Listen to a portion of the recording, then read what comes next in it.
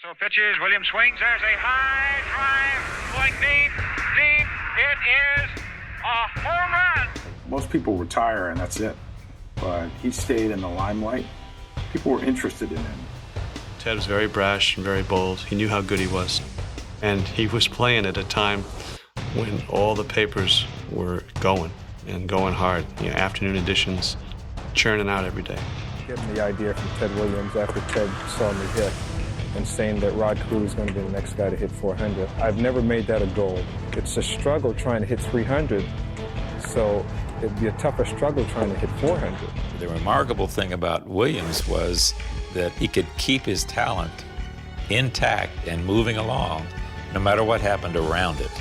I think he was that way from the very beginning. Williams just won the All-Star game with a ninth-inning dramatic three-run home run. Cronin told him, you can be a 400 hitter if you want to stay out. Ted said, no way, he wanted to play. And I thought, well, geez, what's he talking about? I said, I'm going to play.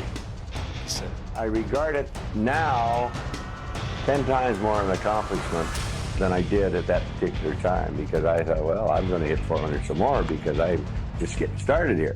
if I'm a 400 hitter, I want to be a 400 hitter all the way through. Ted Williams wanted to not just expose his knowledge, but be instructive forever. He was like a scientist. He knew why the curveball curved, and he knew brains in the bat. And he made a study of the pitchers. He knew more about every pitcher in the league than they knew about themselves. Boy, he was great. And we fell in line with him. You know, he's not having to prove himself to anybody. And I think that that's where the real personality came out. He has only one purpose in life, is to take a piece of turned ash and try to hit some cowhide coming at it at upwards of 100 miles an hour. Ted Williams was a guy with an ego. He was a guy with a lot of pride. For the most part, he played second fiddle to the guy playing in New York. The one that he loved the most was that home run in the All-Star game. I think it's a number that nobody thinks about anymore, to be honest with you. I don't think anybody's out there thinking they're going to hit 400. See, when he first went up, gosh, he hit home runs, and when he'd go back out in right field, they'd all clap for him to come out there, and he'd take his cap and hold it straight up in the air. He wanted to please everybody, and he didn't want any objections like booing or anything. Showed the respect that all the modern All-Stars had for Williams. Bob Feller, one of the most dominant pitchers in baseball history, once said that trying to throw a fastball past Ted Williams was like trying to sneak a sunbeam past a rooster in the morning. When legends were asked about Ted Williams, they all paused before answering. But what they said next reveals something far more shocking than his .406 batting average. We are talking about a near-death moment 30,000 feet above North Korea that changed everything. Before we dive in, drop a comment with your favorite Ted Williams moment, and hit that like button if you think he is the greatest of all time. September 27th, 1941. Ted Williams stepped into the clubhouse with a batting average of .39955. Technically, it would round up to 400 in the record books. Manager Joe Cronin pulled him aside with an offer that seemed generous. Sit out the final day doubleheader against Philadelphia. Protect the number. Guarantee your place in history. Williams looked at his manager and said something that defined his entire career. If I cannot hit 400 all the way, I do not deserve it. That night, instead of staying in his hotel room worrying, Williams went to see a movie with equipment manager Johnny Orlando.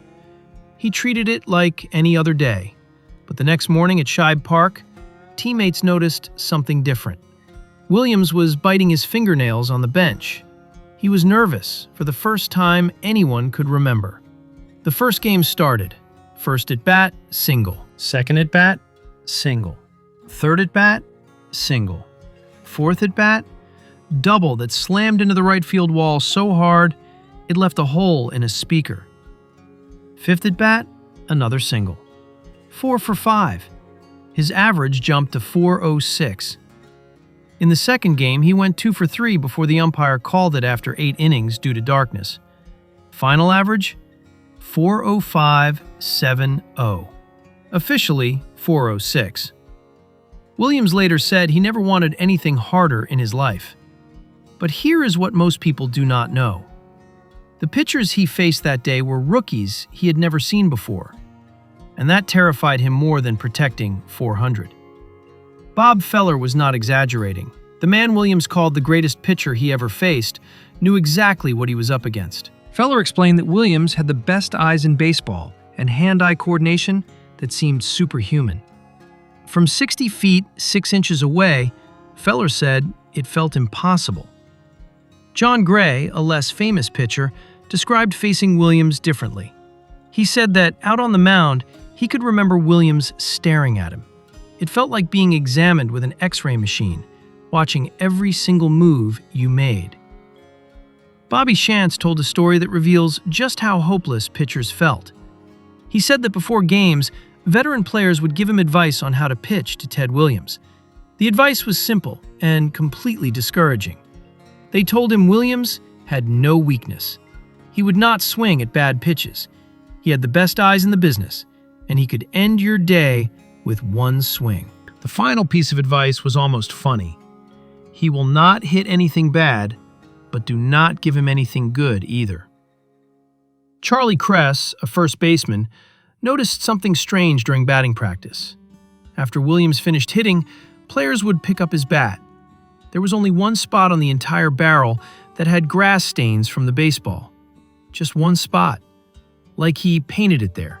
Perfect contact every single time.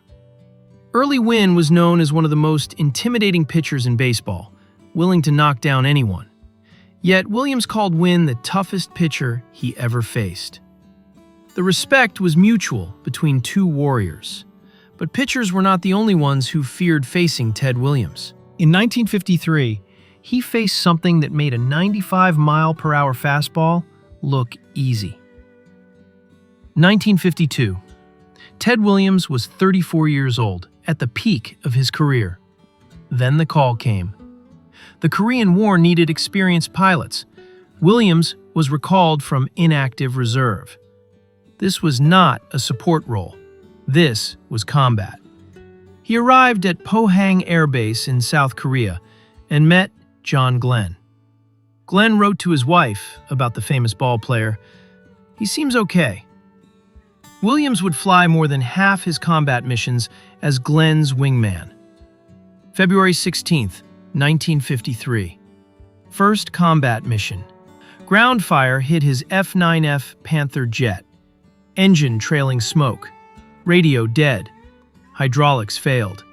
Landing gear would not come down. Other pilots signaled frantically, "Eject now!" Williams refused.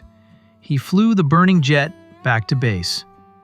At 150 miles per hour with no flaps and no landing gear, he belly landed onto the runway. The aircraft slid 1,500 feet, throwing sparks. The canopy stuck. Williams hit the emergency ejector, jumped out, and ran as the plane exploded behind him. The next day, he flew his fourth combat mission. John Glenn later said that Ted Williams would always be a Marine fighter pilot to him. Their friendship lasted 50 years. When Ted returned to baseball, his peers saw him differently, especially the man whom many considered his equal. Willie Mays was asked to compare Ted Williams and Stan Musial. "Ted Williams was the best pure hitter I ever saw," Mays said, but Ted was stubborn. When they shifted the defense against him, he still kept trying to pull the ball. If anybody shifted that way on Musial, he would have destroyed them by slapping hits into left field. Even greatness had limits. Stan Musial gave his own assessment. "Ted was the greatest hitter of our era. He won 6 batting titles and served his country for 5 years, so he would have won more." The respect between rivals ran deep. Ty Cobb, with his .367 career average, admitted that Williams was one batter he thought would break his lifetime record. Then Cobb added a warning. If Williams had learned to hit to left field, Ted would have broken every record in the book. The only thing stopping Williams was himself. Bob Costas delivered the modern verdict. "For my money, Ted Williams is the greatest hitter of all time. I would take him over Ruth. I would take him over Cobb. He was exactly what he set out to be. But there is one thing all these legends agreed on. Ted Williams was impossible to understand as a person. And that started with one simple gesture he refused to do for 21 years. 1940. Williams was struggling early in his sophomore season. The press criticized him. Fans booed. His response was extreme. He made a promise to himself. I will never acknowledge the fans again. And he kept that promise for 21 years. Eddie Collins, a Red Sox executive, understood what was being lost. If Williams would just tip his cap once, Collins said, he could be elected mayor of Boston in 5 minutes. But Williams never did. Multiple standing ovations, curtain calls. Williams would sit in the dugout unmoved. Even in his final at-bat in 1960, when he hit a home run, the crowd begged him to come out. He refused. Writer John Updike witnessed that moment and wrote the perfect line, "Gods do not answer letters." But here is the contradiction that reveals who Ted Williams really was. While he refused to acknowledge cheering fans, Williams volunteered extensively for the Jimmy Fund, a children's cancer charity. He quietly visited dying children without any publicity. He never wanted credit. Teammate Jerry Coleman said it best about Williams' ability. He could hit better with a broken arm than we could with 2 good arms. But the real story was his character. A tough guy with a genuinely soft heart. But when it came to teaching the next generation, Ted Williams finally showed his softer side. And it came down to just 2 words. Spring training, 1961. Carl Yastrzemski was 21 years old, nervous, and carrying impossible pressure. He wore number 8. Ted Williams had worn number 9. The message was clear. Yastrzemski was replacing the greatest hitter who ever lived in left field at Fenway Park. Their first meeting was brief. Williams looked at the young player and gave him advice that seemed almost too simple. Be quick. Study the pitcher. That was it. Yastrzemski later recalled that he would pass Williams going into the shower, and Williams would say it again. Be quick. Be quick. Nothing more. But Williams gave Yastrzemski one other piece of advice that mattered more than anything. I know all about you, Williams said. Look, kid, do not ever, you understand me? Do not ever let anyone monkey with your swing. This was not about mechanics. This was about identity. Trust yourself above all others. It was the wisdom Williams had learned the hard way through his entire career. Years later, Yastrzemski described Williams perfectly. He studied hitting like a broker studies the stock market, how a scribe studies the scriptures. That dedication to the craft became Yastrzemski's foundation. In 1967, Yaz won the Triple Crown, leading the league in batting average, home runs, and runs batted in. In 1991, Williams opened his Hitters Hall of Fame and ranked the top 20 greatest hitters of all time. His number 1 was Babe Ruth.